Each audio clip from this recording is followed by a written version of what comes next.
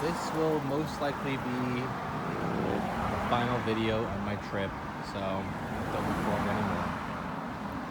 I'm gonna combine this with just me walking around with the normal flight story and other stuff that has transpired up till now. First things first, we're gonna go out of order and say what just happened. I was going up to this national park, some mountain crater or whatever, and see it on Google, open at 6 a.m., closed at 6 p.m., whatever. Left my house on my Airbnb at like noon. Got up here about 1:30, 1:40 somewhere. Walked through this cave. There's construction going on. Get to the end. First thought of my wallet, but I have my phone. And the ticket vendor, Google didn't tell me that. $5, whatever. I was like, they probably have tap, right? Hopefully, tap with my phone. Didn't even matter because I walk up and they go, "Oh, we no admission past 2:30 or past 12:30, and the park closes at 2 anyway right now." I'm like, "Huh, really?" And they're like, "Yeah, sorry." I'm like, "All right, turn around, whatever." But man, it closes at 2? Admission closes at 12:30? That's just crazy. Anyway, let's start from where we last left off. Our flight, all the boys were together. The first flight going from, I guess the second flight, going from Tokyo to Honolulu, direct flight, about 7 hours.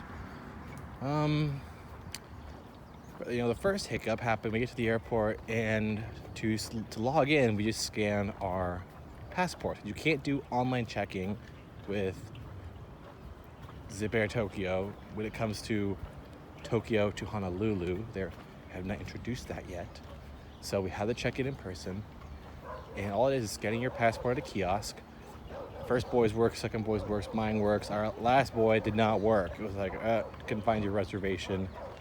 We're like, great. So we had to go to the counter. And he didn't have a checked bag, but our other two boys did, and I didn't. So they go to the counter. They do their thing. I'm just waiting. And they all get like a little zip, like a little tie around their bags for all their carry-ons as well.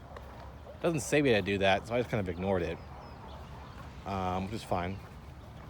Long story short, ended up being fine. We get through, everything's going good. It starts boarding time.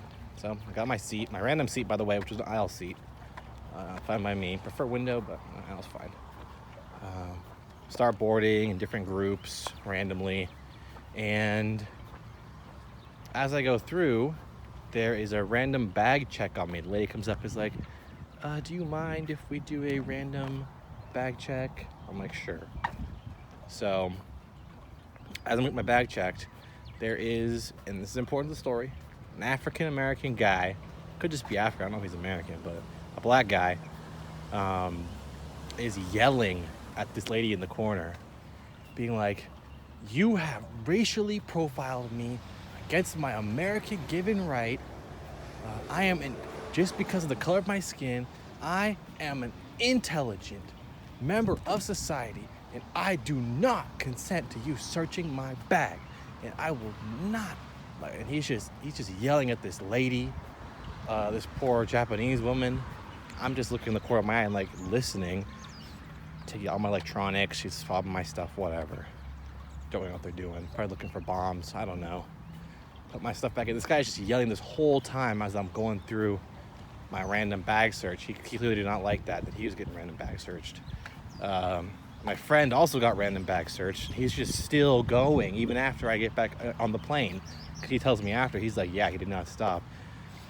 And the lady is just like, she's like, "Oh, could you please calm down?" Like, that never works when someone's that heated, right? So I didn't see him on the plane, but also I just don't know. So I get on the plane. We're already delayed like 15 minutes to take off. I'm getting all comfy, got my stuff playing. I'm gonna fall asleep here. 7-hour flight. Get on about 7 p.m. because we're gonna get into Hawaii about 7 a.m. So I want to be able to sleep on the flight to be not jet lagged and just stay up the rest of the first day in Hawaii. So I eventually fall asleep like as the plane's taking off in the air.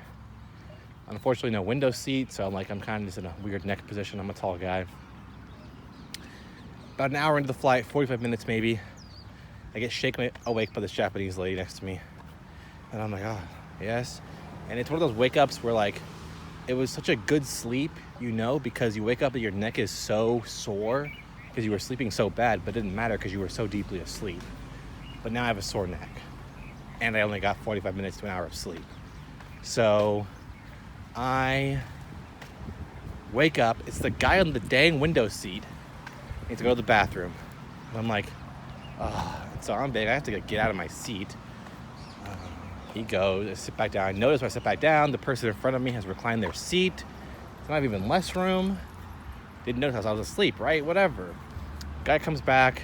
I try my best over the next hour to like try to fall back asleep. It's almost impossible, but I'm getting that groove, that soothingness. We get a little bit of turbulence. I love it. Rock me to sleep. And the guy has to go to the bathroom again. I have to get up again. At this point, I'm like, yeah, no way I'm getting back to sleep. Whatever. I'll just watch stuff and try to like keep my eyes closed and just chill. He comes back, he sits. About another hour goes by. He gets up again. And this happens about 6 or 7 times every hour.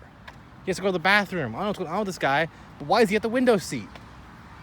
Oh my goodness, this guy's annoying me. Not to mention, now that I'm awake, I'm aware of all the annoyances, because on my direct left is a couple with their kid, but it's on my left and one in front of me to my left. They both got like an aisle seat, and they keep handing the kid back and forth, or like the kid will walk in the aisle to get to them. And then directly in front of me, I have a couple with their kid who is being super annoying in her seat. Luckily, the kid's in the middle, but still, it's bothering me. She's being loud, obnoxious, all this stuff. I'm just like, oh my God. Then we got the crying baby like 5 rows, 2 to the left above me. Honestly, don't really care about that. It's blasting my stuff. I don't care if they can hear it. Like, it was terrible. Terrible flight. Oh my goodness. Oh yeah, because the mom in front of me had to keep getting up to go do something with her kid in the bathroom. And when she gets up, her seat's laid back. She like pushes on the chair, like it rams into my legs even more than it already is. It was terrible, man. My God, it was terrible. But when we get here, Honolulu. My friend's been pretty sick. But we land, we go to the grocery store, and you know what? We go to IHOP first. We spend way too much money for breakfast. Go to the grocery store so we can save money, because American going out to eat every day for every meal, that's pricey. Groceries time. The one good thing about this, there's not always bad stuff on these stories. The one good thing is that our Airbnb, we were supposed to go check in at 4 p.m.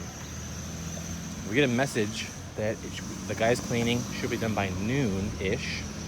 And then we get a message being like, it's done at about 11. So we were planning to chilling in the grocery store for a while till around 12. But when we get to 11 now, so we're like, oh, let's go. And so we finish shopping and we carry all of our stuff to our room.